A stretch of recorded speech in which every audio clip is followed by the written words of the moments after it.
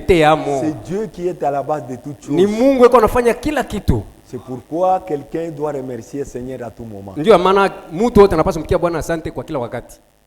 Et nous informons les frères pour cette porte qui vient d'être fermée. Tunajulisha kwa banduku kwa hii mlango inafungwa sasa. Nous avons vu qu'en sortant par cette porte et en entrant, tuliona kusema mkutokea pa huu mlango na kuingilia hapo, nous sommes en train d'indisposer nos sœurs qui vont à la toilette. Tulianza kubazuia badada bale beko banaenda kumusalani. C'est pourquoi on a jugé bon de fermer momentanément. Kwa maana tuliona mzuri kuifunga kwa wakati tu. On a parlé avec les administrateurs. Tuliongea na administrateur. Ils vont construire une petite mur de séparation. Batajenga kwa ukuta kadogo hapa kuachanisha mlango na msalani. Donc nous entrons par là et nous sortons par là. Kumbe tutaanza kuingilia pa ile ya pakati na kutokea pa ile ya pakati. L'église de Kolwezi est endeuillée. Kanisa ya Kolwezi iko na kilio. Et c'est le royaume tout entier qui est endeuillé. Na ni ufalme mzima inashikwa. Le pasteur Mulongoi, qui est le pasteur associé de l'église de Kolwezi, Mchungaji Mulongoi aliye makamu wa kanisa ya Kolwezi, a perdu son épouse la nuit d'aujourd'hui. Usiku ya leo anampoteza mke wake. Donc il y a déjà deuil à Kolwezi. Kusema kukilio hapa, kuko kilio, kukolwezi kukilio. Ceux qui veulent se rendre au deuil. Benye banapenda kwenda kufika hako. Vous passez l'aéroport. Unatambuka airport. Vous passez là où il y a une société de sondage, Morse. Unapita Morse Drilling pale. Après Morse, kisha tu Morse, regardez à droite. Angalia kuume. Il y a des bâtiments qui s'en suivent jusqu'à la dernière. Kuko majengo yanafuatana ti kufika na ya mwisho kule. Il y a une avenue là-bas. Panakuwa barabara inaingia. D'ailleurs, peut-être on va laisser la porte d'entrée ici avant. Pengine mlango wa kuingilia bataacha paka huko mbele huko maduka kule. Avant d'arriver même à la fin de l'avenue. Mbele ya kufika hata kumwisho ya njia. Vous verrez déjà, il y a le frère Mandevu là-bas. Ndugu Mandevu pale. Le frère Mandevu, c'est le frère Mulongoi. Kisha ndugu Mandevu ni ndugu Mulongoi. À la fin, c'est le frère Kiluba. Kumwisho kunafuata ndugu Kiluba kule. Le frère Mulongoi est au milieu. Ndugu Mulongoi katikati ya hapo mbili. Le bâtiment de frère Mulongoi, c'est le dernier, puis vous trouvez une avenue là. Majengo ya ndugu Mulongoi ndio ya mwisho, unapata barabara inaingia. C'est là où est situé le deuil. Ni pale peko kilio. Priez pour cette famille. Muombe kwa familia ile. Priez aussi pour notre frère Mulongoi. Na muombe kwa ndugu yetu Mulongoi. Nous avons une action de grâce. Tuko na tendo moja ya shukrani. Notre frère Chansa. Ndugu yetu Chansa. Il était tellement malade dans 3 jours. Aligonjwa kabisa masiku 3. Mais Dieu l'a aidé. Lakini Mungu anamsaidia. Et il a rétabli sa santé. Anamrudisha afya njema yake. Que Dieu soit loué. Mungu asifiwe. Nous avons aussi une requête spéciale pour le frère Kasandula. Tuko na uhitaji ya upekee ya ndugu Kasandula. Lui était malade à ce jour à KCC. Yeye alikuwa mgonjwa mwenye masiku KCC. Mais les médecins ont jugé bon de le transférer à Lubumbashi. Lakini madaktari baliona mzuri kumpeleka kwa Lubumbashi.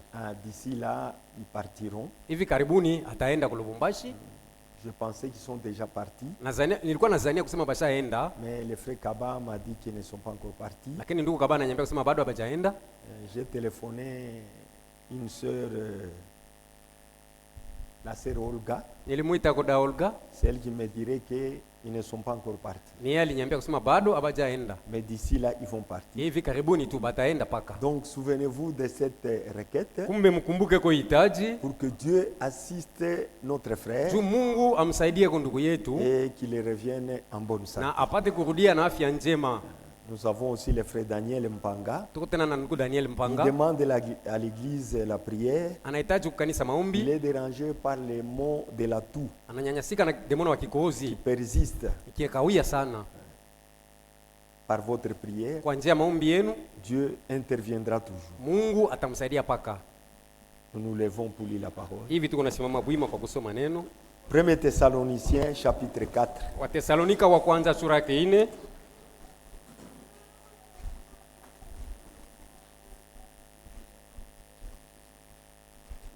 Nous lisons au verset 13. Nous ne voulons pas, frères, que vous soyez dans l'ignorance au sujet de ceux qui dorment. Afin que vous ne vous affligez pas comme les autres qui n'ont point d'espérance. Car si nous croyons que Jésus est mort et qu'il est ressuscité, croyons aussi que Dieu ramènera par Jésus avec lui ceux qui sont morts. Tuaminieni kumbe kusema Mungu atarudisha kunjia Yesu na pamoja naye benye kufa. Romains chapitre 8. Warumi 8.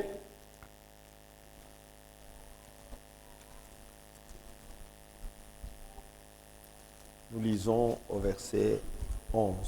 Tunasoma mstari wa 11. Romains 8, 11. Warumi 8:11. Si l'esprit de celui qui a ressuscité Jésus d'entre les morts habite en vous, ikiwa roho ya ule aliyemfufua Yesu kutoka wafu inaishi ndani yenu, celui qui a ressuscité Christ d'entre les morts ule aliyemfufua Kristo kutoka wafu rendra aussi la vie à vos corps mortels atarudisha tena uzima kumili yenu ya kufa par son esprit qui habite en vous. kwa njia ya roho wake mwenyewe anaishi ndani yenu. Yesu mwenye pendo kubwa usinipeti undani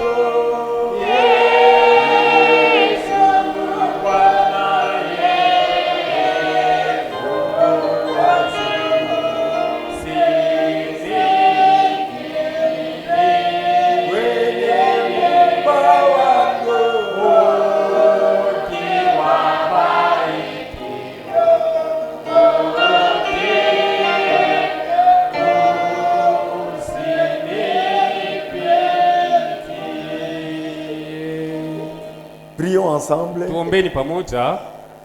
Éternel Dieu, notre Père, créa l'occasion que tu viens de nous offrir. Tunasema asante kwa hii nafasi unatupatia. Que ceci ne soit pas une simple rassemblement, isikuwe tu mkusanyiko kama mikusanyiko yote, mais que ça soit seulement un endroit où chacun doit tirer profit ikuwe fazi ile ambayo kila mmoja anapaswa kubahatika pour les heures qui lui restent à vivre sur la terre. Kwa ile masaa inambakilia yako kuishi kudunia. Aide-nous Seigneur à comprendre ces choses. Utusaidie Bwana tuelewe hii mambo par le moyen de ton esprit. Kwa njia ya roho yako.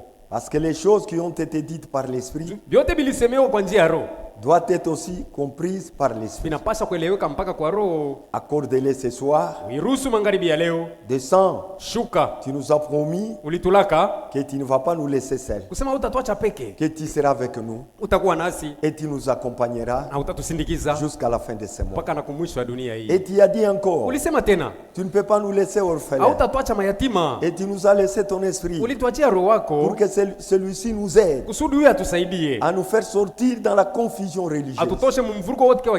À nous faire sortir dans les confusions dénominationnelles.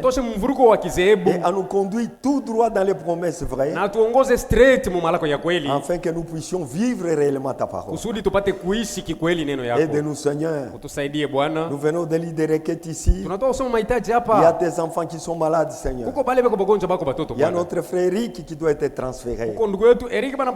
Selon les déclarations médicales, il doit partir pour Lumbashi. Mais nous te demandons toi, le grand médecin, descends et donne-lui la santé. Parce que tu es le seul à le faire. Maana uko peke anaweza kuifanya. La guérison n'est pas Lumbashi. Matunzo haina kulumbashi. La guérison n'est pas dans les médicaments. Matunzo haina hata madawa. La guérison est en des blessures. Matunzo iko mubilonda yako Bwana. J'avais dit par mes maîtrisures vous avez déjà été guéri. Ulisema kubilonda yangu mshatunzwaka zamani. Nous réclamons seulement cela. Tunaidai tu ile. Parce que tu nous l'avais déjà accordé dès avant la fondation du monde. Juli tupatie bado ya misingi ya dunia kuumbwa. Souviens-toi de notre frère qui souffre aussi de la toux. Mkumbuke ndugu yetu anateseka na kikosi. Donne-lui aussi la guérison, Seigneur. Umpe naye matunzo Bwana. Et nous avons une plus grave maladie. Na tuko na magonjwa mkubwa kabisa humu. C'est celle de l'âme. Ni magonjwa ya nafsi. Nous voulons que cette âme soit soignée. Tunataka hii nafsi itunziwe. Quand elle est soignée, ikishatunziwa, c'est pour la vie éternelle. Ni juu ya uzima wa milele. Ce corps hii mwili aura la guérison. Itapata matunzo. Un jour il va encore tomber malade. Siku nyingine inalukula tena. Mais quand l'âme est sauvée, lakini nafsi kiokolewa, c'est pour l'éternité. Ni kwa milele. C'est pourquoi nous te demandons de bénir cette parole que nous venons de lire. Bariki neno tunatoka kusoma. Et que chacun puisse en tirer profit. Na kila mmoja apate kufaidika. Du début jusqu'à la fin. Mwanzo mpaka mwisho. Donnez-nous les paroles de grâce. Tupe maneno ya neema. Qui doit servir l'édification de cette église. Ile itasaidia kuwa msaada wa kanisa hili. Et pour l'avancement de ton royaume. Na juu ya maendeleo ya ufalme wako. Comptant sur ta grâce. Benye kutegemea neema yako. Sois avec nous du début jusqu'à la fin. Uwe nasi mwanzo mpaka mwisho. Nous pensons aussi à la famille de notre frère Mulongoi. Tunakumbuka tena familia ya ndugu yetu Mulongoi. Il y a des enfants qui sont restés. Uko batoto banabakia. Il y a un mari qui est resté. Uko mume anabakia. Il y a toutes sortes de parentés qui sont restés. Uko bandugu ba mingi banabakia. Seigneur, console-les. Bwana ubafariji. Sois apaisant. Uwe warema. Afin que tu conduises ces deuils. Kusudi upate ongoza ile kilio. Dans la paix. Musalama. Et pour notre bien. Na juu ya buzuri bwetu. Au nom de notre Seigneur Jésus-Christ. Mujina Bwana wetu Yesu Kristo. Amen. Amen. Que Dieu bénisse. Bwana Mungu ambariki. Nous continuons de parler sur l'au-delà de la mort. Tuko naendelea kusemezea yulu ya kisha kufa. Et je vois que la prédication engendre toujours une autre prédication. Naona kusema mahubiri inakuwa na zalaka mahubiri ingine tena. Pour donner de l'espérance et de l'espoir. Juu ya kuleta kwa matumaini na taraja aux chrétiens. Kwa Kristiani. Qu'ils savent qu'il y a un avenir pour nous. Bajue kusema kuko tena maisha ya kesho kwa ajili yetu. Et il y a une espérance pour nous. Na kuna matumaini tena yetu. Et chacun doit se réjouir dans cette espérance. Na kila mmoja anapaswa afurahie mu ile matumaini. Cette espérance n'a été donnée qu'aux élus. Ile matumaini ilipewa mpaka kwa bateule tu. Aux rachetés de Dieu. Kwa kombolewa ya Mungu. À son épouse. Kwa bibi harusi wake. Pour qu'ils puissent marcher dans cette espérance. Ili batembelee mu ile matumaini. Et l'espérance ne trompe pas. Na matumaini haidanganyi kamwe. Et surtout l'espérance dans les choses de Dieu. Asa zaidi matumaini mu mambo ya Mungu. Elle ne trompe jamais. Haidanganyi kamwe. Parfois ce sont les gens qui vont se fatiguer. Mara nyingine ni watu wanaweza kuchoka. Mais la parole d'espérance est toujours là. Lakini neno ya tumaini hiyo ipo tu. Et nous demandons à chacun de vous. Na tunamuomba kila mmoja wenu d'être encouragé encore dans les choses qui se disent ici. Atiwe moyo mu mambo iko nasemewa hapa tena. Pour se fortifier dans cette marche. Kusudi akankamane ko mu safari. Et mourir comme un chrétien. Na apate kufa sawa mkristiani. Pour que une place lui soit réservée de l'autre côté. Ili apate kuchungiwa kwa nafasi ngambo ya pili. C'est pourquoi nous allons parler. Nous avons commencé à parler depuis le dimanche sur la résurrection. Ni mjuma tulianza kusema pa ufufuko. Après cela, baada ya ile, nous allons maintenant parler sur la demeure future de l'époux. Tutasemezea yule ya makao itakayokuja ya bwana harusi. Et de l'épouse terrestre. Na bibi harusi wa dunia. Parce qu'il y a là où nous allons. Juu kuko kwenye kule tuko tunaenda. Il y a quelque part où nous allons. Kuko sehemu fulani kwenye tuko tunaenda. Et nous devons comprendre. Na tunapaswa kuelewa. Que si nous sommes ici sur la terre. Sema kama tuko hapa pa dunia. Nous y sommes comme des passagers. Tuko hapo sawa bapitaji. Nous ne sommes pas originaires de la terre. Hatuna benye ba mudunia humu. C'est ce que vous devez comprendre. Ni kile mnapaswa kujua. C'est pourquoi aucune chose ne vous prenne tout le temps. Ni kama kuchukua kile kitu kinaweza kubeba wakati yako yote. Donnez le plus grand temps au Seigneur qui nous a rachetés. Muda mnene umpatie Bwana aliyekukomboa. Et vous comprendrez que na utaelewa kusema le jour où vous serez dans sa présence, siku utakuwa mbele yake, que il fallait encore faire plus. Utakumbuka kusema nilipaswa kufanya tena zaidi ya hii. Mais ça ne sera pas possible. Lakini haitawezekanaka tena. C'est pourquoi quand vous avez le temps, ni kwa maana ukipata kwa muda, rachetez-les. Uikombole ile wakati. Que Dieu bénisse. Mungu amibariki. Les dimanches, nous avons touché quelque chose de plus profond. Mjuma tuligusa kitu kimoja kia upana kabisa. C'est sur la dernière commission Ni juu ya kazi ya mwisho que Jésus a donné aux disciples. Ambayo Yesu alipatia wanafunzi. C'est dans Marc 15. Ni Marko 15. Marc 16 verset 15. Samani Marko 16 mstari wa 15. Quand il est ressuscité, wakati alifufuka, il leur a dit ceci. Alibambiaka hivi. Allez par tout le monde. Nendeni mulimwengu mzima. Prêchez la bonne nouvelle. Muihubiri habari njema. Celui qui croira. Yeyote atakayeamini et qui sera baptisé na kubatiziwa sera sauvé. Ule ataokolewa. Le salut est primordial. Okovu ni ya mafaa kabisa. Et nous avons touché à la responsabilité des ministres. Na tuligusa kuna kumziko yenye kuwa na bahubiri qui doivent aller prêcher la parole. Bale benye banapasha kwenda kuhubiri neno. Envie que les âmes soient sauvées. Ili manafsi yokoke. Et cette bonne nouvelle. Na ile habari njema. La bonne nouvelle consiste en quoi? Habari njema inahusu munini? Je vous lis un peu quelque chose. Kwanza nimesomea kitu moja. Que je lis avant de venir. Kile nilisoma kabla ya mimi kuja. Frère Branham dit la bonne nouvelle. Ndugu Branham anasema habari njema. Écoutez en quoi consiste la bonne nouvelle. Musikie habari njema inahusu munini? Nous sommes dans la preuve de sa résurrection. Tuko mahubiri naitwa kionyesho kia ufufuko wake. Paragraphe 42. Aya yake 42. Ainsi Christ notre grand rédempteur est venu libérer les hommes. Hivi Kristo mkombozi wetu mkuu alikuwa kufungua watu. Il est venu libérer les femmes. Alikuwa kufungua banaume du péché et de la maladie. Kutoka kuzambi na kumagonjwa. Quand il est mort au calvaire, na alipokufa pa Kalvari, il était blessé pour nos péchés. Aliumizwa juu ya dhambi yetu. C'est par ces meurtrissures que nous avons été guéris. Ni yake bilonda shetu tulitunzwa. Eh bien voilà la bonne nouvelle. Ile ndiyo habari njema. Amen. Amen. Voilà la bonne nouvelle. Ile ndiyo habari njema. La délivrance. Ufungulivu du péché, kutoka kuzambi, la délivrance de la mort, ufungulivu kutoka la guérison de nos maladies, matunzo ya magonjwa yetu. C'est la bonne nouvelle. Ile ni habari njema.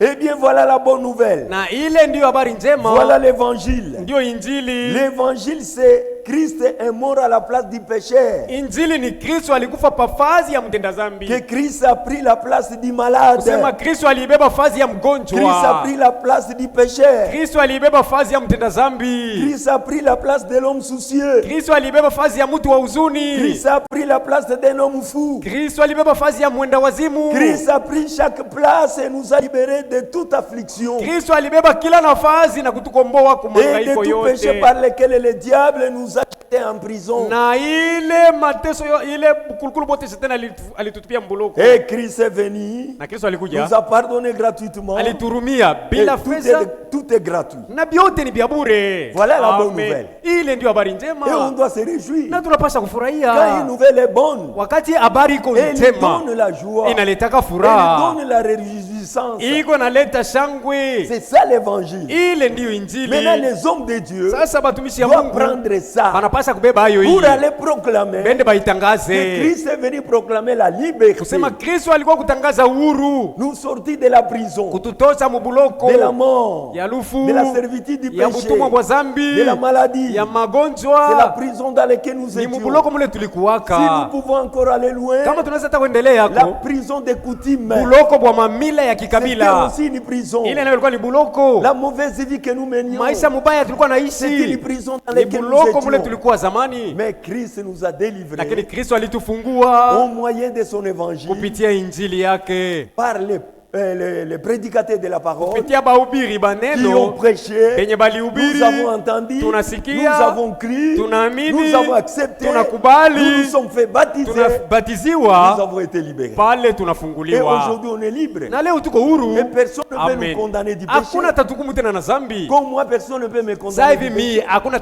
ula tanyukumu na zambi mie. Parce que j'ai été libéré. Tunishafunguliwa. C'est terminé. Kunaisha.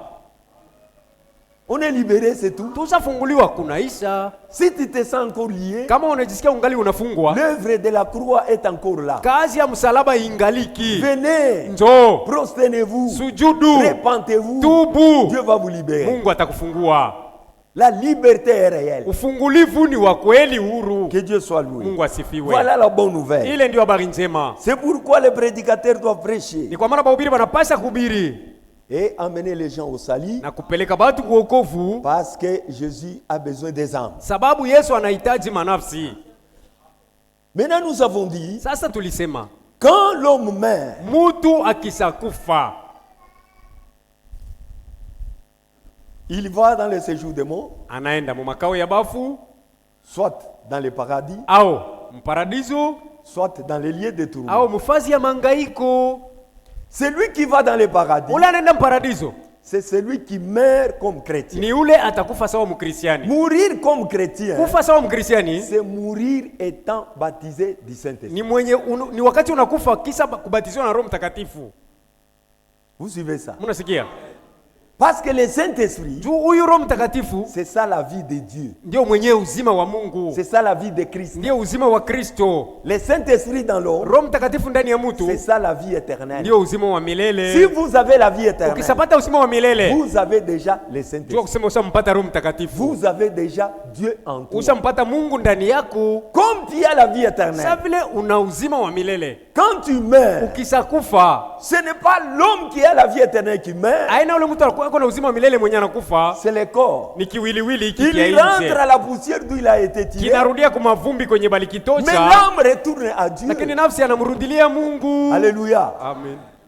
Maintenant, lorsque nous sommes là, Sasa hivi tuko hapa, si nous sommes là, kama tuko dans le séjour des morts, kama tuko mule mu makao ya dans le bafu, paradis, mule mparadiso, il y a ceux qui étaient incrédules sur la terre, mule bale habakuaminia kapa dunia, qui ont rejeté la grâce de Dieu, balipuza neema ya Mungu, et aussi attendent. nabo beko banongojea tu.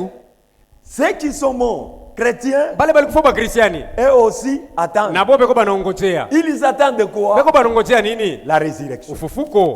La résurrection Ufufuko aura deux parties. utafanikana mara mbili. Il y a la première résurrection Kuko ufufuko wa kwanza et la deuxième na résurrection. ufufuko wa pili. Maintenant, Sasa la Bible dit, Biblia inasema errez, eri, errez, eri ceux qui n'auront pas bale batashiriki à la première résurrection. ufufuko ya kwanza. Pourquoi? Juu ya nini? La seconde mort Maana kifo kia n'aura pili pas de pouvoir sur eux. akitakuwa na madaraka juu yabo bale tena.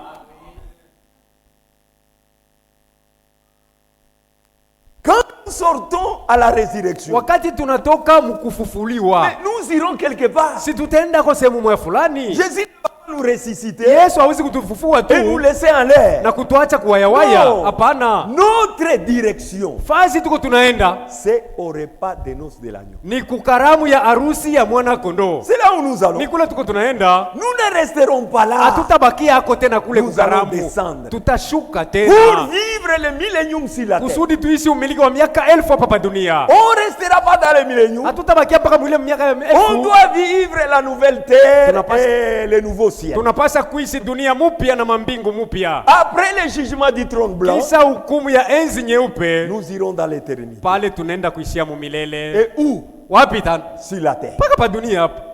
C'est notre demeure future. Ndio makao yetu ya kesho. C'est la Ni terre. pa dunia, Pas ailleurs. sio mahali pengine. Vous allez comprendre quand nous allons avancer avec les œuvres. Mutaelewa mzuri wakati tukunaendelea na maandiko. Que veut dire ressusciter? Kufufuka inamaanisha nini? J'avais parlé un peu de ça. Nilisemeza hapo kidogo pale.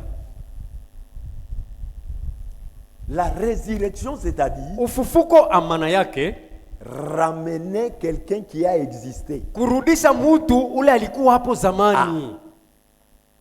Et on ne peut résister que celui qui est mort. Na anaweza kufufuka mpaka ule aliyekufa. Quelqu'un qui n'est pas mort, il ne peut pas ressusciter. Ule mtu hakufa bado hawezi On kufufuka.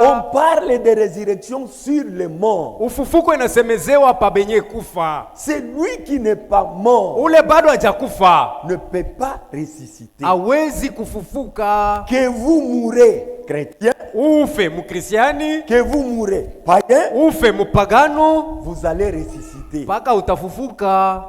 On doit vous ramener. Banapasha kukurudisha. Celui qui meurt pécheur, Ule anayekufa mtenda zambi, la mort ne changera rien. mauti haitabadilisha kitu Si tu kwake. meurs pécheur, Ukifa mtenda tu zambi, ressusciteras pécheur. utafufukaka mtenda Si tu zambi. meurs chrétien, Ukifa tu mukristiani, ressusciteras chrétien. utafufukaka mukristiani. Ressusciter, c'est ramener déjà quelqu'un Kufufuka ni kumrudisha mtu qui était là. ule alikuwa hapo Mais qui zamani est mort. lakini C'est alifariki. ça, ressusciter. Kule ndio kufufuka. On peut lire ça Na tunaweza kuisoma De la manière dont le prophète l'explique. Munamuna ambayo nabii anafasiria. Nous sommes dans CO2. Tuko mu CO2.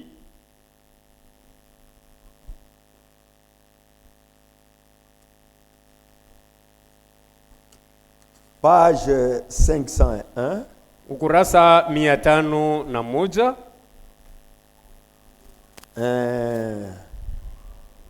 Question 105. Ulizo namba 105.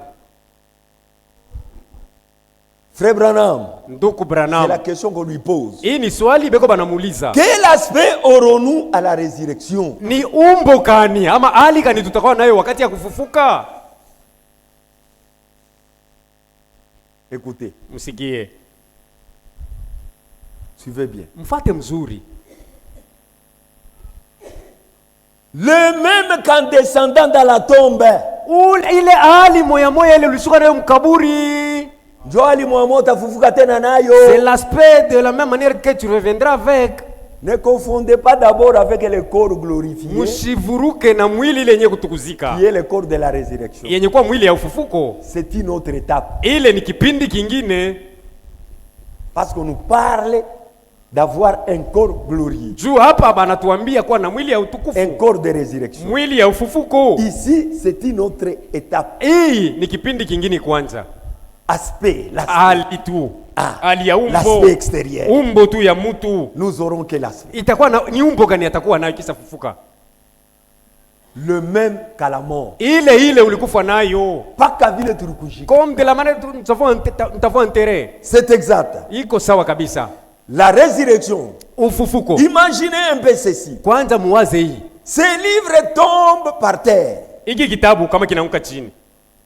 Et je prends ce livre si. Na emile kibeba hiki kitabu. Et un autre livre. Na kitabu kingine tena. Pour le remplacer. Njoo kukikombolesha na kile. Ça ce n'est pas une résurrection. Ile haina ndio ufufuko. Frère Branham nous donne un exemple. Ndugu Branham anatupatia mfano. Il dit quand il a un livre en main. Anasema wakati kuna kitabu mkononi mwake. Le livre tombe. Kile kitabu kinaanguka. Mais au lieu de ramasser. Sasa pale kilokote kile kinaanguka. Il prend un autre livre. Anabeba kwa kitabu kingine. Il dit ce n'est pas ça. Anasema haina ufufuko ile. La résurrection. Ufufuko yo. C'est prendre le même livre qui était tombé vous le ramasser. Ni kubeba kile kilianguka kile unakilokota kio. Le même homme qui était mort. Ule mtu mwema alikufa ule. C'est celui qui va se lever. Ndiye ule atainuka tena.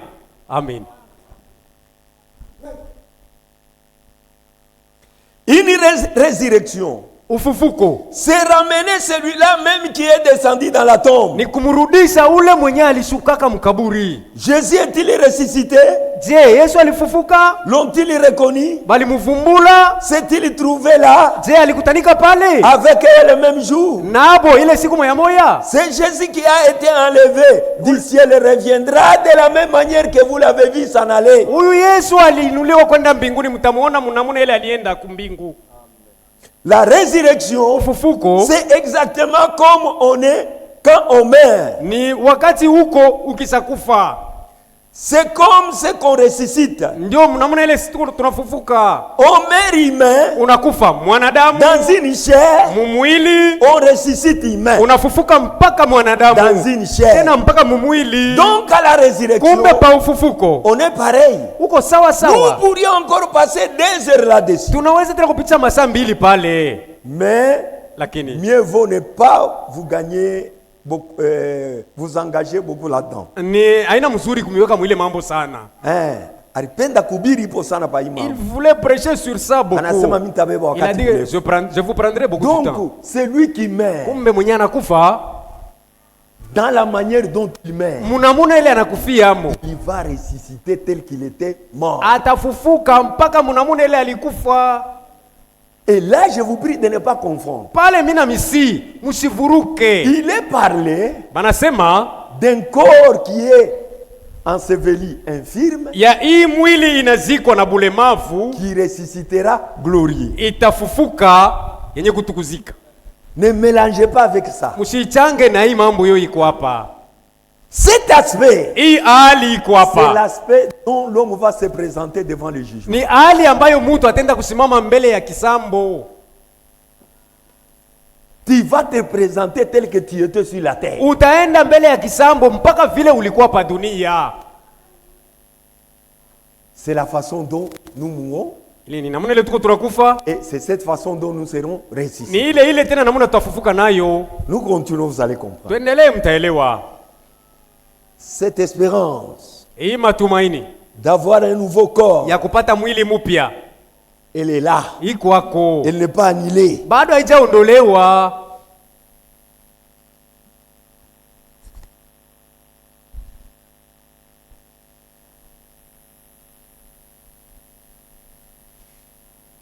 Preuve de sa résurrection, paragraphe 80. Maintenant, en signe de cela, il a amené ceci. Avant qu'il ait une résurrection, il doit y avoir une mort. Car il faut qu'il y ait une chose qui ensuite meurt. Puis revient pour que ça soit une résurrection. Cela signifie être ramené. Mais on ne peut pas te ramener dans un état dans lequel tu ne vas pas partir. Non, on te ramène dans le même état.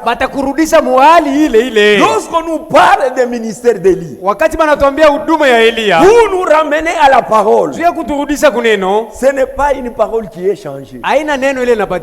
C'est la même parole qui a été prêchée par Jésus, par Pierre, par tous les apôtres, par Paul. C'est la même parole qui sera ramenée. Ni plus ni moins. Que Dieu bénisse.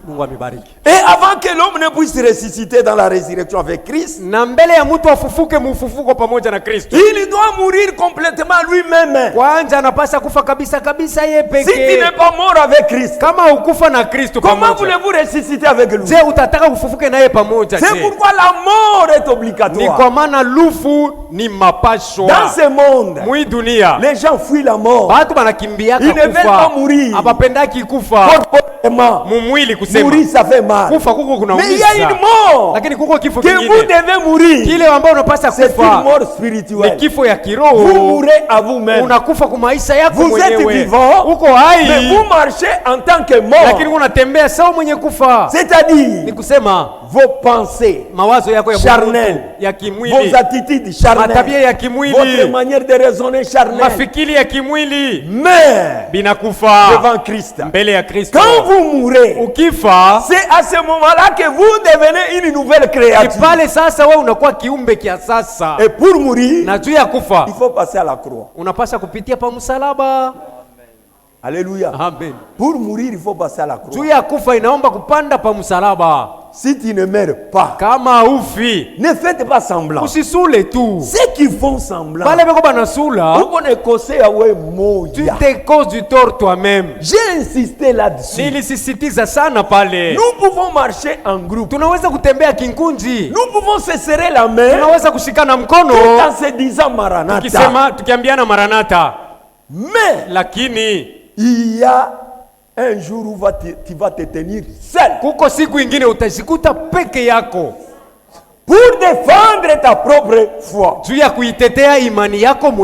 ça soit ici, que ça soit au-delà. Tu n'iras avec personne. Mais si tu fais semblant ici, tu trompes qui? Imaginez un peu. Tu trompes qui? Tu te trompes toi-même. Parce que là, il n'y a pas d'accompagnement. Tu iras seul. Croyons sincèrement. Si vous payez vos dîmes, payez-les sincèrement. Si vous allez travailler sincèrement. Que le prédicateur prêche sincèrement. Que vous qui croyez sincèrement. Parce que c'est une affaire personnelle. Chacun répondra. C'est pourquoi nous devons tirer attention. Un moment, quelqu'un, tu t'aimes, tu commences à méditer. Que sera ma vie après ma mort? Comment les choses seront? Tu commences à penser de toi-même d'abord. Vous verrez que Dieu va vous aider. Utaona kusema mwile namuna Mungu anaweza hata kukusaidia yako. De la manière dont nous préparons le voyage sur la terre, c'est de la même manière que nous devons préparer aussi le départ. Notre mort doit être préparée. Ézéchias avait eu la chance. Le prophète est venu lui dire, mets ta vie en ordre, puisque Dieu veut te prendre. Mais vous, ce n'est pas le cas. Aujourd'hui, Dieu vous parle directement au travers du message. Indirectement. Pour que chacun se prépare. Et c'est très important pour tout un chacun. La résurrection de Jésus-Christ, c'est la victoire. Si la mort, si la tombe, et si le Jésus de mort. C'est la victoire qui nous a apporté. Parce que la tombe ne l'a pas retenu. La mort ne l'a pas retenu. Quand il est sorti, c'est la victoire. La résurrection de Christ dépasse même sa crucifixion. S'il était mort sans résurrection, notre évangile est vain. Votre foi serait vaine. Notre foi est bâtie parce que Jésus est ressuscité. C'est ce qu'on nous prêche dans 1 Corinthiens 15. On va y arriver, mon frère. On doit tirer très attention. Là, je ne cesse pas de vous lire, je vais toujours lire. Vivant, mourant, enseveli. Et vous savez la résurrection de Christ. C'est ça notre justification. Nous avons été justifiés parce que Christ est ressuscité. Paragraphe 43. Qu'était-ce cette résurrection? C'était le récit de Dieu démontrant que la facture a été payée.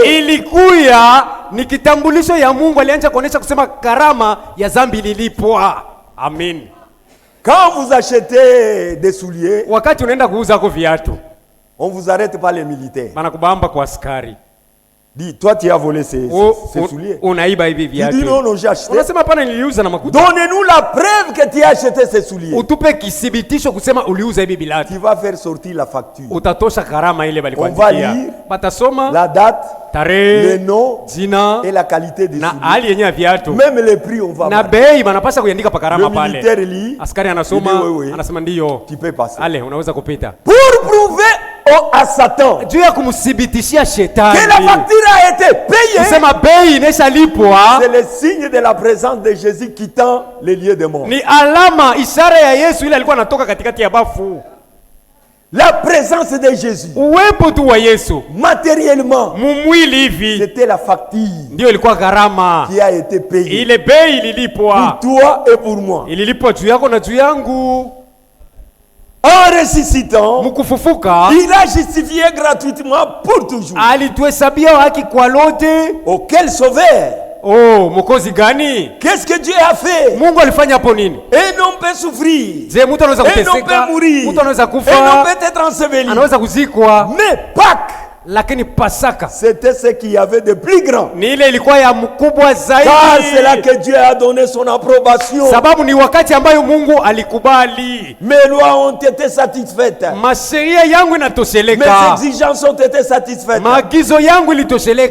C'est lui. Il a ressuscité des morts. Il a, en le ressuscitant, il a justifié gratuitement pour toujours. Et béni soit son Saint-Nom.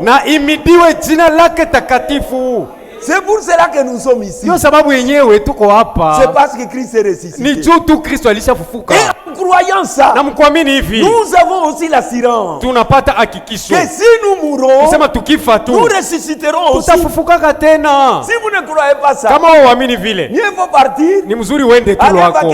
Uende ufanye makazi yako. Attendez la deuxième résurrection. Uchunge ufufuko ya pili. Parce que la deuxième résurrection, ile ufufuko ya pili, Dieu vient ressusciter les gens par force. Mungu ataka kufufula watu kwa nguvu sasa. Pour comparaître. Juu bende basambe. C'est pourquoi la première résurrection, ndio maana ufufuko ya kwanza hii, c'est pour les élus. Ni abateule tu. On avait lu avec vous, on relit encore. Apocalypse 20. Tulisoma na mwe tuisome tena Ufunuo 20.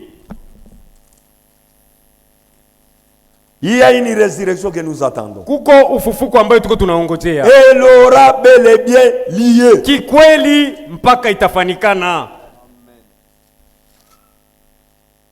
Apocalypse 26. Heureux et ces saints qui ont part à la première résurrection. Eri na batakatifu benye batashiriki kufufuko ya kwanza. La seconde mort. Mauti ya pili. C'est quoi la seconde mort? Ni nini ile mauti ya pili? La première mort. Mauti ya kwanza. C'est quand nous mourons dans ce corps. Ni wakati unakufa mwili. Chrétien. Mkristiani. Croyant. Mwaminifu. Et incrédule. Musio asiamini. Mpagano. Nous tous. Sie bote. Nous mourons. Tuko tunakufa. C'est la première mort. Ile ni mauti ya kwanza. La seconde mort. Mauti ya pili. C'est la mort de l'âme. Ni mkufa kwa nafsi. C'est pourquoi la Bible dit. Ndio maana Biblia inasema. L'âme qui pêche. Nafsi itakayotenda dhambi. C'est celle qui mourra. Ndio ile itakufa.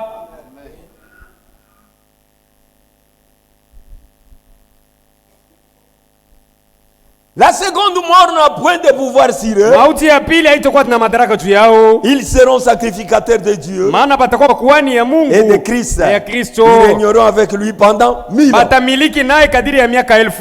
Quand nous ressuscitons, wakati tunafufuka, nous allons au repas de noces. Tunaenda kukaramu ya harusi. Qu'est-ce qui va déclencher la résurrection? Ni nini ile itafungula kufufuka? Ce qui va kuchokoza. Qu'est-ce qui va déclencher ça? Ni nini itachokoza ufufuko? C'est le retour de Christ. Ni kurudia kwa Kristo. Quand Christ revient, wakati Kristo yuko narudia, la résurrection aura lieu. Ufufuko unafanikana. Et ceux qui vont ressusciter d'abord, kwanza bale batafufuka, les morts en Christ. Ni bale balikufa katika Kristo. Pas les morts dans l'église. Sio bafu bale balifuya mkanisa. Les morts en Christ. Bafu benye balikufa katika Kristo. Maintenant la résurrection. Sasa ufufuko. Pour ceux qui ont rejeté la parole. Kubale balikatala neno. Écoutez, on lit. Musikie tusome.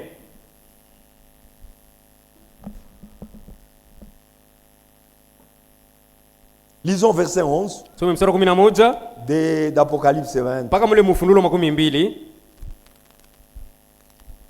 Puis j'ai vu un grand trône blanc. Baada nikaona enzi nyeupe kubwa. Ça c'est le jugement dernier. Hii ni hukumu ya mwisho. Au jugement dernier. Kule hukumu ya mwisho. C'est là où maintenant. Ni kule sasa. Notre ennemi, le dernier qui sera détruit. Adui wetu wa mwisho ule ataribiwa. C'est la mort. Ni kifo, mauti. Après le jugement des trônes blancs. Kisha hukumu ya enzi nyeupe. Puis j'ai vu un grand trône blanc. Baada nikaona enzi kwa nyeupe. Et celui qui était assis dessus. Na mwenyewe alikuwa mwenye uketi juu. La terre et le ciel s'enfuient devant sa face. Ardhi na mbingu ikakimbia mbele ya uso wake. Et il ne fit plus trouver de place pour eux. Na akukutanika tena nafasi juu ya ardhi na mbingu. J'ai vu les morts. Nikaona bafu. Les grands et les petits. Bakubwa na batoto. Qui se tenait devant le trône. Balisimama mbele ya ile enzi. Des livres furent ouverts. Bitabu bikafunguliwa. Et un autre livre fut ouvert. Na kitabu kingine kimoja kikafunguliwa. C'est lui qui est le livre de vie. Kenye kwa kitabu kia uzima. Et les morts furent jugés selon leurs œuvres. Bafu bakasambishwa kufuatana na matendo yao. D'après ce qui est écrit dans ce livre. Kupitia benye kuandikwa mubile bitabu. Il n'y aura pas moyen de fuir. Hakuta kuwaka namna ya kukimbia. Les gens qui disent que si je meurs, batu pale wanasema nikifa leo, le problème s'arrête. Mambo yangu inaisha. Même si je suis dévoré par un lion, hata simba ananikula, le problème s'arrête. Mambo inaisha. Tu mens. Bongo yako. Écoutez ce que la parole de Dieu dit. Sikia kile neno ya Mungu yuko nasema. La mer rendit les morts qui étaient en elle. Bahari ikatapika bale batu bote balikuwa ndani yake. Bale bota tupokotake mulwalaba. Les morts qu'on avait pas ramassés à l'Alaba jusqu'à l'heure. Ces jours-là, l'Alaba va les rendre. De quelle manière? De laquelle manière? De la manière dont, avec le même corps qu'il était tombé dans l'eau. Pourquoi? Pour aller comparaître. être jugé. C'est terrible. Ni hatari, hein? La mort et le séjour des morts. Mauti na makao ya bafu rendit les morts qui étaient en eux. Ikabarudisha bale bafu bote balikuwa ndani yabo. Oh, minenda kufani pumuzike ko tu. Oh, je me repose. On va te ramener. Mambo yote ile tulianza kufanyaka mbuficho ile. Tout ce qu'on faisait en secret ce jour-là. Beko na tosha ordinateur ya Mungu. On prendra l'ordinateur de Dieu. Kila muntu matendo yake tonekana. Tout un chacun ses œuvres seront en nu. Rien ne sera caché. Frère Branham anasema. Frère Branham dit. Hivi vyote munaona technologie ne tulete. Tout ce que vous voyez la technologie nous a amené. Satan est qu'on a copié. Le diable est en train de tricher au ciel et il nous apporte ça ici sur la terre. C'est pourquoi fais tout. Voilà pourquoi fanya yote. À partir d'aujourd'hui. Kwanzia leo. Ce qui est écrit dans les livres. Il binye kuandikwa mkitabu. Vos mauvaises œuvres. Matendo yako mubaya yote. Soient effacées. Bapate kuizimisha. Avec quoi? Bataizima na nini? Avec le sang de Jésus. Na damu ya Yesu. Si vous vous repentez. Ukitubu. Vous croyez. Unaamini? On en lit. Banazima. Sinon vous trouverez ça.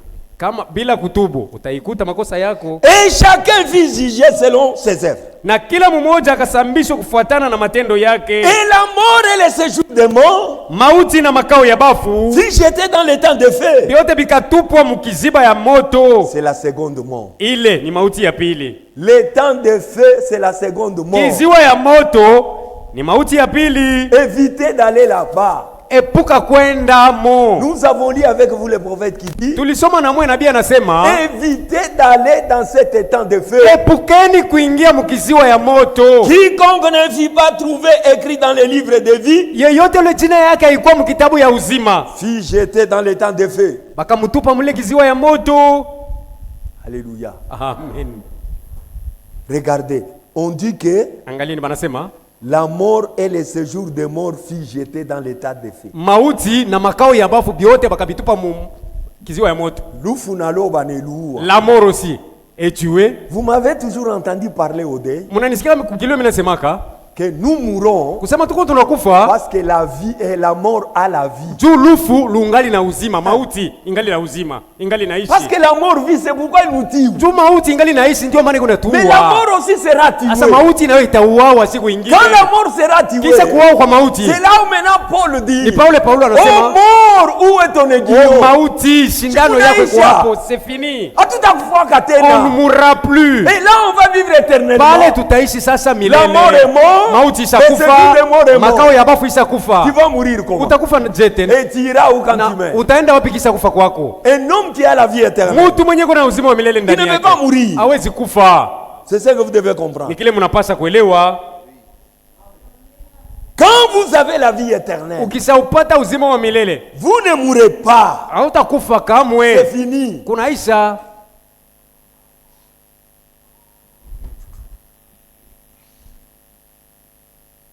Lettre circulaire décembre 2020. Barua ya kuzunguka mwezi wa 12 mwaka 2012. Page 4. Kurasa 4.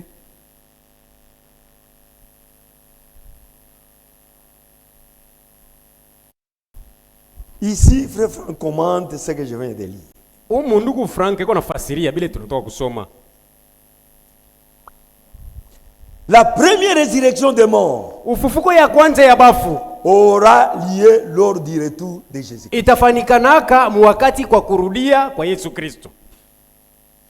Dans Apocalypse 24:6, Mufunulo 12 mstari wa 4 na wa 6. Il est parlé de la résurrection des martyrs qui viennent de la grande tribulation. Banasemezea ufufuko ya bamashahidi bale banatoka mateso makubwa. Ils ne participeront pas à l'enlèvement. Ababo habatashiriki kukunyakuliwa. Et au repas de noces. Na ku harusi ya mwana kondoo. Mais bien au règne de 1000 ans. Lakini batashiriki kuumiliki wa miaka 1000. Ils ont raté l'enlèvement. Banakosa kunyakuliwa.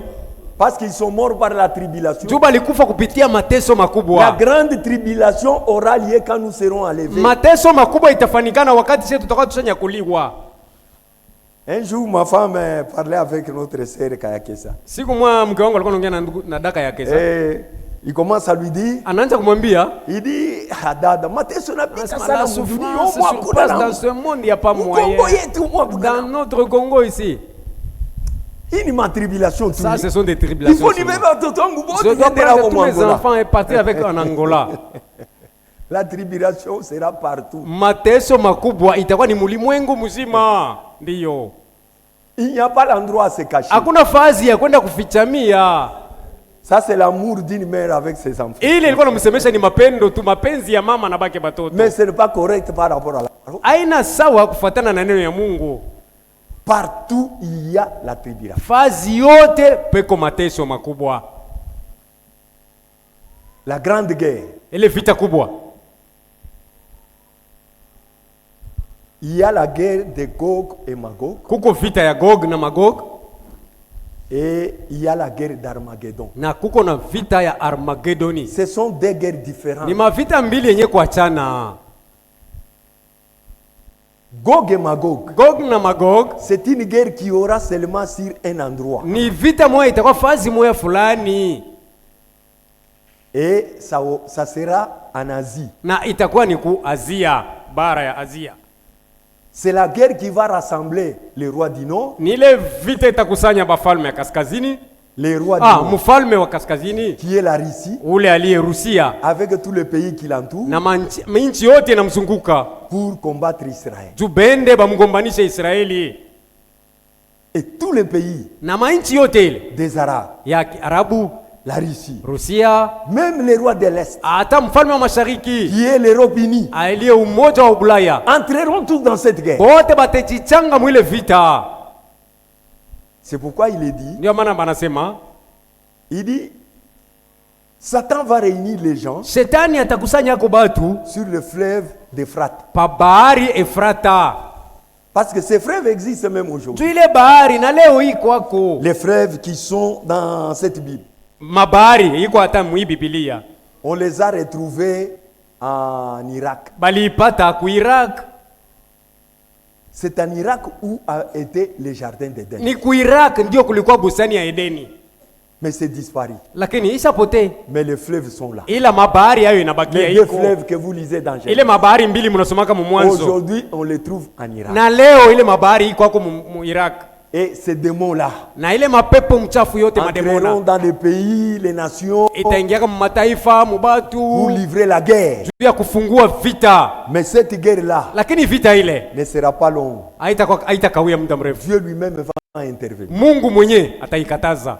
Maintenant, lorsqu'il y aura la grande tribulation. Sasa wakati mateso makubwa itafika. La grande tribulation est universelle. Mateso mkubwa ni ya ulimwengu mzima. C'est dans le monde entier. Ni mudunia yote. Parce que ça sera Satan qui se fâche. Juu ni Shetani anakasirika contre tout ce qui s'est rebellé contre sa religion. Anakasirikia yote ule alitombokea dini yake. Au moyen de l'église catholique romaine. Kwa njia kanisa katoliki ya Kiroma. On va imposer la marque de la bête dans le monde entier. Batakazisha alama ya mnyama mudunia mzima. Comme l'église catholique. Sa vile kanisa katoliki. Une puissance religieuse. Iko na uwezo wa kidini. Et la puissance politique. Na uwezo wa kisiasa. Et la puissance économique. Na uwezo wa kiuchumi. Il prendra le monopole dans le monde entier. Ndiyo atatawala ulimwengu mzima. Et on va commencer à pourchasser ceux qui vont rater l'enlèvement. Na bataanza kubawinda bale bote batachelewa kunyakuliwa. Et ces gens qui rateront l'enlèvement. Na bale benye batachelewa kunyakuliwa. C'est là où on verra maintenant la Vierge forte. Ni pale pataonekana sasa bikila mbafu. Les gens vont mourir en martyrs. Batu batakufa sawa mashahidi. Ils n'accepteront pas de croire une autre religion. Abata itikaka tena kuamini dini nyingine que celle dans laquelle ils avaient mis l'être foi. Isipokuwa tu yenye ile baliwekaka imani yabo. En voulant les imposer, mukutaka kubakazirisha sasa batabakatalia. Et la Bible dit Dieu leur donnera un cœur de bœuf. Biblia inasema Mungu atabapatia moyo wa ngombe. Un cœur de sacrifice. Moyo wa sadaka. Pour qu'ils acceptent de mourir. Kusudi bakubalie kufa. Et à cause de leur sang versé. Kwa ajili ile damu yabo batamwanga. Ils auront droit à la vie éternelle. Bataruhusiwa kuishi milele. Et au millénium. Na umiliki wa miaka 1000. Mais au repas ils n'iront pas. Lakini kwa harusi ya mwana kondoo habatafika. Parce qu'ils ont raté l'enlèvement. Maana basi chelewa kunyakuliwa. Et ici, il invoque l'écriture d'Apocalypse 7, verset 13. Il dit, j'ai vu les âmes de ceux qui avaient été décapités à cause des témoignages de Jésus. C'est ça la grande tribulation. Mais vous pouvez lire cela. Moi, je descends encore. Tous les autres auront part seulement à la seconde résurrection. Qui sera en même temps le jugement final après le millénium. Ceux qui vont rater la première résurrection, ils vont passer au jugement dernier et aller dans le millénium. Ceux qui ont raté la première résurrection, qui ont crié Jésus-Christ. Ce n'est pas tout le monde. Parce que la Bible dit, les autres morts ne reviennent plus à la vie jusqu'à ce que les 1000 ans soient accomplis.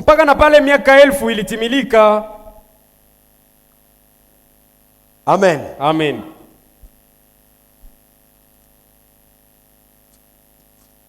Que Dieu soit loué pour ça. Il nous prépare à de bonnes choses. Maintenant, nous allons lire encore quelque chose avant de terminer.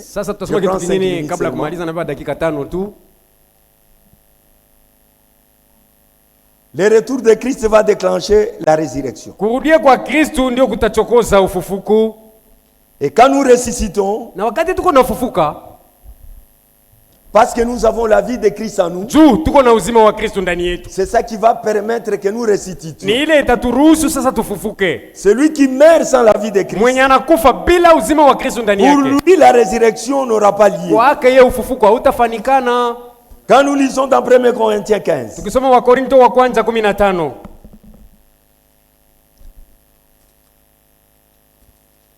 heureux et saints ceux qui ont part à la première résurrection. Car la seconde mort n'aura pas de pouvoir sur eux. 1 Corinthiens 15, verset 21. Et c'est avec Christ que nous ressusciterons. Car puisque la mort est venue par un homme, c'est aussi par un homme qu'est venue la résurrection des morts. Et comme tous meurent en Adam, de même aussi tous revivront en Christ. Mais chacun a son rang. Christ comme prémisse. Puis ceux qui appartiennent à Christ, lors de son avènement, nous ressuscitons à l'avènement de Christ. Chacun a son rang par rapport à ce que tu as rendu comme service sur la terre. C'est pourquoi travailler pour le Seigneur. Vous n'aurez rien à perdre, mon frère. Ne passez pas votre temps pour rien. Nous allons au verset 35. Mais quelqu'un dira, comment les morts ressusciteront-ils? Avec quel corps reviennent-ils? Ici nous venons maintenant à la deuxième phase de la résurrection. Insensé, ce que tu sèmes ne reprend pas vie.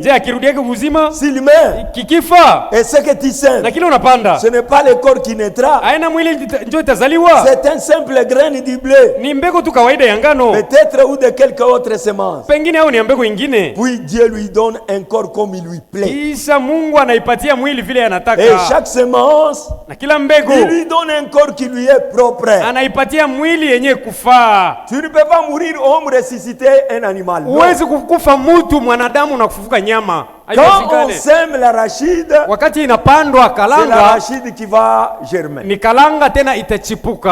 c'est lui qui meurt avec un corps, il va ressusciter avec ce même corps.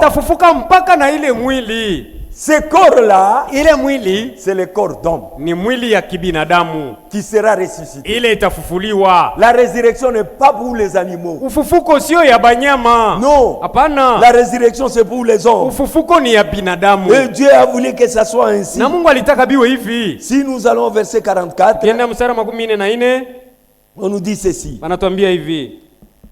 Le corps est semé animal. Inapandwa ya mwili, il ressuscitera corps spirituel. Itafufuka mwili ya kiroho. S'il y a un corps animal, kama kuko mwili ya nyama, au ya minofu, nyama haina nyama mpori. Nyama munofu. Ndio ibe kuna sema. C'est la chair dont on parle de l'animal ici, ce n'est pas l'animal que vous voyez, la chèvre et tout ça, non. Haina mbuzi banyama vile mnabajua, hapana. L'animal munofu. La chair. Un corps animal. Mwili ya mnofu. Il est semé corps animal. Inapanda mwili ya mnofu. Il ressuscite corps spirituel. Inafufuka mwili ya kiroho. S'il y a un corps animal, kama kuko ile mwili ya mnofu, il y a aussi un corps spirituel. Kuko tena mwili ya kiroho.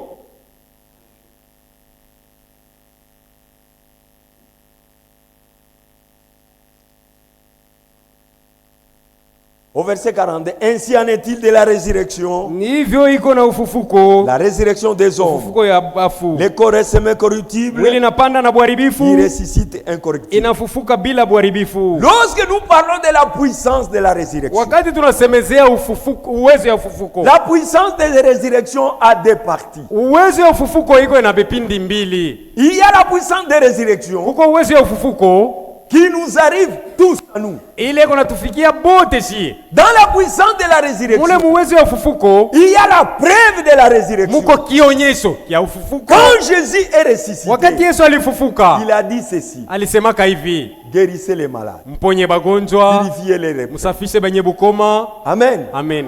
Ça c'est la puissance de la résurrection. Ile ni uwezo ya ufufuko. Jésus a dit, Yesu alisema, ce que je fais, kile niko nafanya, vous le ferez. Nanyi mtakifanya tena.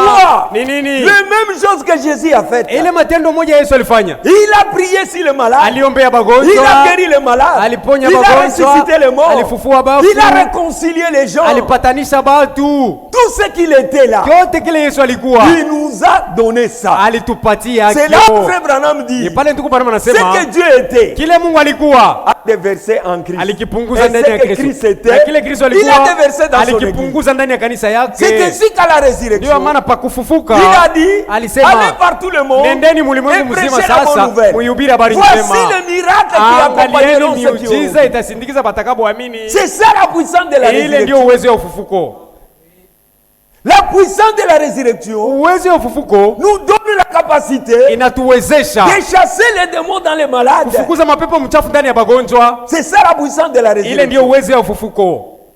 Alléluia. Amen. La puissance de la résurrection. Uwezo wa ufufuko. Elle opère encore. Ingali inatenda na sasa. En nous donnant un corps glorieux. Kutupatia mwili ya utukufu. Lorsque nous serons ressuscités. Wakati tutafufukaka. Il y a un corps que nous allons porter. Kuko mwili ile tutafuala. Qui sera différent de ce corps que nous avons. Ile itaachana na hiki kiwiliwili tuko nacho. C'est ce que nous appelons le corps de résurrection. Ni ile tunaita mwili ya ufufuko. Ça sera fait par la puissance de la résurrection. Itafanikwa na uwezo ya ufufuko. Tout celui qui meurt avec Christ. Yeyote anayekufa na Kristo ressuscitera avec Christ. Atafufuka naye pamoja. Et pour ressusciter, lakini juu ya kufufuka, vous devez mourir au nom du Seigneur Jésus. Unapaswa kufa katika jina la Bwana Yesu Kristo. Être baptisé au nom du Seigneur Jésus. Batiziwa katika jina la Bwana Yesu Kristo. Si tu n'es pas baptisé dans ce nom-là, ukikosa kubatiziwa mwile jina la Bwana Yesu Kristo, tu ne ressusciteras pas. Bado hautofufukaka. Puisque la Bible dit, maana Biblia inasema ceux qui se font baptiser, bale balibatiziwa pour les morts, kubafu bwa, comment ils ressusciteront-ils? Batafufukaka je bale? Parce qu'un mort, quand il est mort, il ne peut pas ressusciter. Il n'y a qu'une seule personne qui est ressuscitée. C'est dans ce nom de celui qui est ressuscité que nous pouvions aussi avoir la résurrection. C'est pourquoi croyez fermement la parole. C'est ce qui a fait de nous de véritables croyants. Et nous comptons si là. Que Dieu vous bénisse.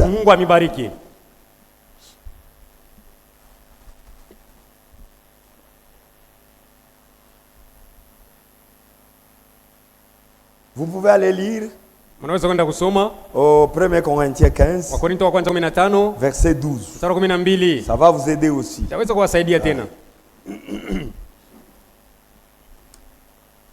Demain nous allons commencer une autre partie. Kesho tutaanza kipande kingine. La demeure future de l'époux céleste et de l'épouse terrestre. Makao ya kesho ya bwana harusi wa mbingu na bibi harusi wa dunia. Donc ne faites pas une erreur. Kumbe usifanye tena kosa. Parce qu'il y a les gens qui se font baptiser au nom de ceux qui sont morts. Kujuku batu bengine beko banabatiziwa mu jina ya batu bale bacha kufa.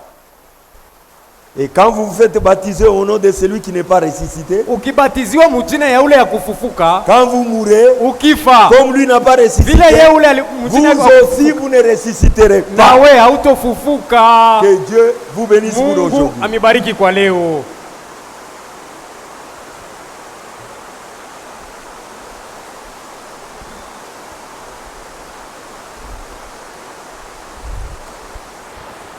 Nous levons pour la prière.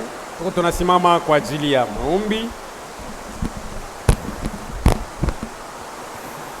Notre yangu amejaza pendo kweli, anaweza kushimika kila mwenye udhaifu, anaweza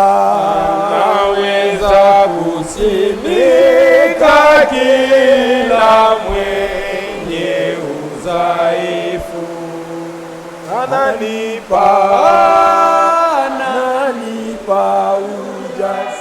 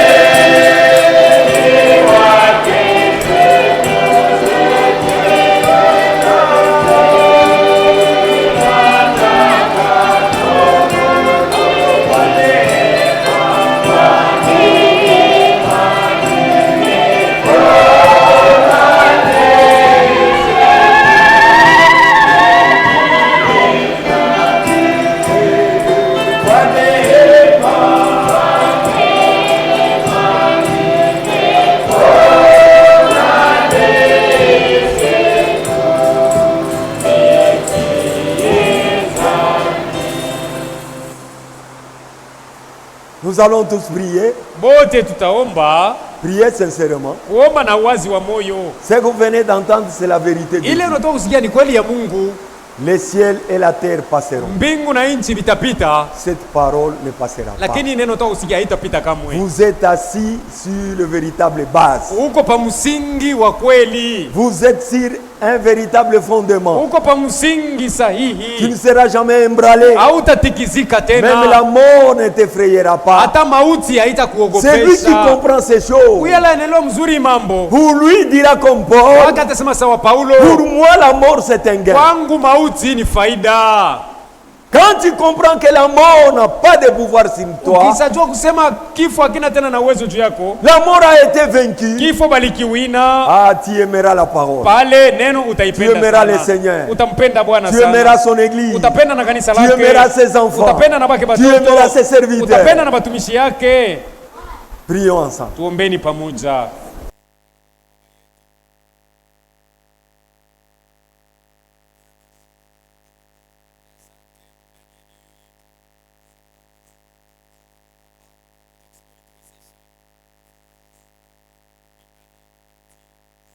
Qui fait trembler les gens. Tu l'as vécu pour nous. Et aujourd'hui, Seigneur, si chacun de nous pouvait dire comme Paul, mort, où est ton aiguillon?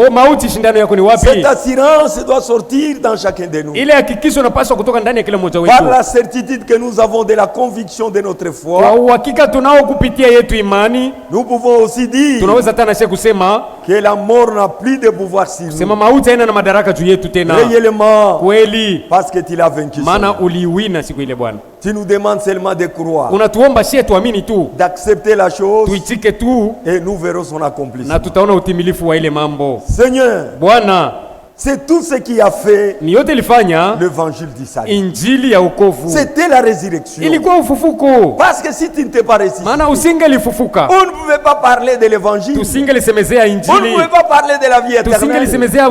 Tu as prouvé que réellement la mort a été vaincue et qu'il y a une vie éternelle qui accompagneront ceux qui vont mourir avec ton esprit. Comme il est dit dans Romains, si l'esprit de celui qui a ressuscité Christ se trouve en vous, celui qui a ressuscité Christ rendra aussi votre corps à la vie. Quel privilège, Seigneur. Ces choses doivent nous faire tressaillir de joie. C'est la chose la plus absolue. C'est ça même le salut éternel. Mais malheureusement, parfois, nous comprenons les choses comme si on ne les comprend pas. Mais toi seul, tu sais sonder les cœurs et faire pénétrer ces choses dans chacun de nous. Parce que c'est ce qui fait vraiment la prédication de l'évangile. Bénis chaque âme qui était présente ici. Veuillez parler à chacune d'elles pour accomplir ta parole qui a été dite. Personne n'enseignera l'autre. Nous serons enseignés de toi. Fais le Seigneur pour notre joie et pour notre marche. Au nom du Seigneur Jésus-Christ. Bénis cette église. Bénis tes serviteurs à qui tu as donné ce grand mandat. Afin qu'il aille exécuter, Seigneur, ta parole. Donne-les la capacité, la connaissance, l'amour des hommes perdus et la force, Seigneur. Et quand ils auront prêché ta parole, que les âmes soient sauvées et ramenées à Christ pour la vie éternelle. Et nous serons couronnés ce jour-là à cause de ce grand travail. Oh Dieu Tout-Puissant, c'est un privilège d'être un prédicateur. Tu allais le faire toi-même, mais tu as voulu associer un homme. Et si nous qui avons été associés à toi comprenions réellement l'utilité de ça, Seigneur, nous serons les gens honorés. Aide-nous, Seigneur, parce que c'est une grande tâche. Nous comptons sur toi. Bénis ton église universelle. Partout où on est en train de prêcher la bonne nouvelle, que les âmes soient sauvées et préparées à la résurrection. Et nous savons qu'après la résurrection, il y a les noces de l'agneau qui nous attendent. Nous serons là-bas pendant au moins 7 ans. Et après, nous descendrons pour vivre le millénium. Et ça sera une bonne chose, Seigneur. C'est un grand rendez-vous que personne ne peut rater. C'est pourquoi ton esprit dit: heureux ceux qui sont invités au festin de noces. Merci, Seigneur.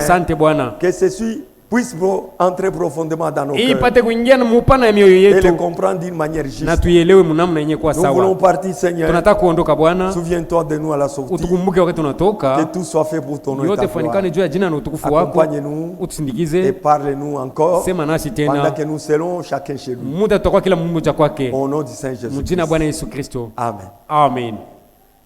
Allons dans la paix. Twende katika salama yake Bwana.